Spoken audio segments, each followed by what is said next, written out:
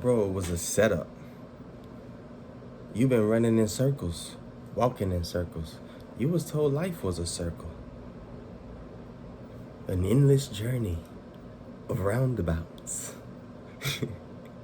an endless cycle, an endless pattern of unbreakable dysfunction, driven by unconscious desires that you didn't even realize that you were carrying, that contradicted all of the goodness that you long for, because you still operate from two conflicting planes, two opposing parts of what you believe to be one entity. You don't understand that the you that you are familiar with is the you that you've imagined yourself to be from the fantasy that you have entertained. You don't realize that your craving, your obsession with fantasies is out of the familiarity of the fantasy that you draft and produce on the daily basis. You don't realize that the lies that you tell yourself become the lies that you tell other people, and the truth then is left to be exposed from your reflections. But you think your reflections are other external entities with outside opinions that are either good, bad, accurate, indifferent, or erroneous. You don't understand that every word that proceedeth from their mouth originates within the inside of your inner world. You don't understand that it's you learning the inner workings of you that will open up the window for you to see how everyone is operating. You don't understand the universal design. You don't understand the universal family, the heritage, the lineage that you come from, and what it means for you. So you live inside of a conflicting pattern of fantasies that you were always defining. And when somebody else tries to define it for you, you tell them that they got it wrong, because you think you know everything about yourself until somebody tells you that you think you know everything about yourself.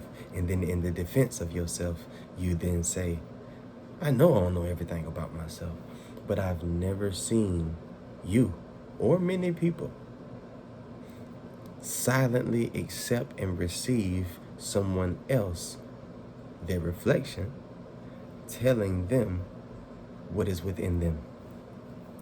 I don't see people take that well, and I've been people watching since I was a baby. I used to disappear in the grocery store and be hanging out with somebody old and wrinkled, having a conversation in front of the store until my daddy went to whistling and looking for me, and I got to go back. But I've been people watching since I was a child, and I've just never really seen people receive that well. You telling me something about me? That's because you're absent of the knowledge of the truth that this person who is speaking is your reflection. So they are broadcasting something that you hold within yourself, whether consciously or unconsciously, about yourself, when they take it upon themselves to tell you about you. And the crazy thing is, it's a double-edged sword, because as they're telling you about you as your reflection, you stand as their reflection. So as they judge you, the judgment returns to the sender. So they're telling you about you. You can take value not of what is true of yourself, but what you carry as a belief or have entertained as a possibility. It's in you. Not saying it's the sum total of you. Not saying it's the only thing you think of you. I'm just saying it's one of the many things that you have entertained as you live your life on vain pictures. And we don't like to accept things like that. We don't like to accept hard realities when they are attached to negative connotations about us. Doing the same thing, expecting different results, is defined as insanity. But if someone hurts us or misuses us or mismanages their time and our efforts and energy, and we have a reaction to it, and as we become aware of what it is that they have extended to us in return to whatever we've given them, whether it be goodness or illusions and deceit, we are processing all of these feelings and all of these emotions and all of these inner reactions and responses. And then on the surface, sometimes we just keep operating on the day-to-day like nothing happened, until the voices and the chaos gets so big on the inside that we explode with anger, or we begin to disintegrate from bitterness. And as we start to have this rotting response to growing bitter, the people around us who have grown attached to us in our lively state begin to have reactions to our reaction. And as they react to our reaction, we have another reaction, because now we're infuriated that someone is attacking us because we have been affected by something that they did to us in the past. Illusion on top of illusion on top of illusion on top of illusion. We be 4, 5, 6,000 illusions deep, talking about we seeking truth. We're split. We're divided. We're in opposition to our true self. We do not know what is the best for us. Please don't leave your fate and your destiny up to your prayers. Because one day you're going to be praying for one thing. The next day you're going to be experiencing the gift of that prayer answered. And you're liable to be praying that that very gift be removed as your next prayer, because you didn't understand what you was asking for when you asked. And now that you done got it, it came with some things that you didn't want, like all of your desires do. Anything you want comes with a host of things you didn't think about that you don't want, which is why you are not called to live from desire to desire. You are not called to live on bread alone. You are not called to live on what you can receive tangibly from the ground. Like, it takes another substance to fulfill you. Without being fed on the inside, you can feed yourself on the outside until you're obese, and you're still going to be hungry and thirsty. When we're talking about certain intimate things, I like to use myself as an example, because it's the safest route to go. I know I'm not going to get offended with the truth that I've already asked to be shown and rejoiced at being seen. When I begin to chart my desires, I realize how often my mind turns on itself. I realize that living from the divided state, living from the 10% of the logical, judgmental, reasoning, educated, intellectual, ignorant mind, and trying to incorporate the 90% experience of the Garden of Eden, the right side of the hemisphere, and I try to engage with both. I try to stand balanced. We like that word. You got to be balanced. You got to have a little good and a little bad. You got to be a little business minded and a little pleasure driven. Other than that, you're gonna lose yourself in whichever one you're obsessed with.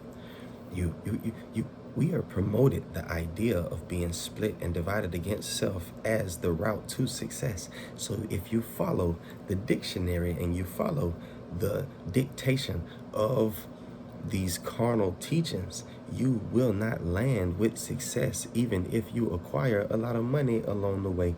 What you're going to do is gain a lot of money after you've spent a lot of time and a lot of effort toiling, and the people around you are going to be in need of your help. And you're not even going to be willing to help them because it took you a lot of illusion diving, which you acquired a lot of pain and suffering with the tolerance of these illusions to the point that you ain't trying to get nobody nothing. That's why so many people that do the bare minimum. I mean, you have people that sell dope for a living that won't send $20 on Cash App to somebody that they say that they love. They feel like they gotta get it out the mud like they did. You're offended with the path that you took. You're offended with how hard you had to work and toil. And you're offended with all of them trips to jail and all of the times you lost your money and all of the times the plug came and took your last. And now when somebody is asking you to freely allow them to receive of what you have in your storehouse, you go to thinking about the effort that it took to get it in there and what it would take to fill it up again if it was to ever go dry. And you ain't giving nobody nothing. And that's not them people's fault. It's not them people's fault that you tolerated illusions. It's not them people's fault that you reduced yourself, you minimized yourself, and you had a very hard time maximizing the internal gifts that we were all given from the minimized state that you sat in. It's not these people's fault. It's not their fault that they chose not to dive into illusions with you. Stop acting like you've succeeded, like you've reached and you've obtained your good job that you hate, by the way. And you act like you don't hate it, and you can say you don't hate it, but when your alarm goes off on Monday morning, tell me in all honesty how you genuinely feel about your job then. See, we are so inconsistent that when we lace together 3, 4, 5 good outings, good performances, we think that that's us doing something, that's us being consistent. Consistency has a definition, just like insanity does. And just like when you're doing the same thing over and over, expecting different results, you can't be identified in fact as anything other than operating from a state of insanity. Consistency's definition is to be done accurately over time in the same way or manner.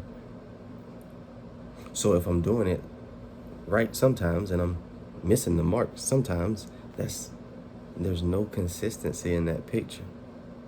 That's actually the picture of inconsistency. So I can go into my fantasy world and I can move the definition in my fantasy land to mean what it does not mean. I can find a picture of consistency that is nothing but a perverted image that I have projected for myself to keep me comfortable in my dysfunction. But that's not consistency.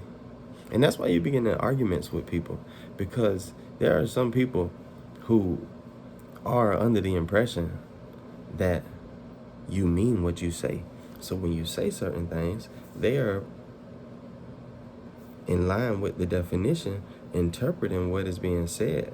And then they are kicking back to you certain advice, which they shouldn't do, but people do it, Even with me, right there, my advice was you shouldn't give advice to people that have not asked for you to advise them. And if they're asking for you to advise them, you should be aware that there is one on the inside of you that is advising you, because you know nothing. And you are constantly meditating and bringing yourself to the state of no-thingness so that you can know what is the appropriate action for yourself. So if somebody else is asking you for advice, your only advice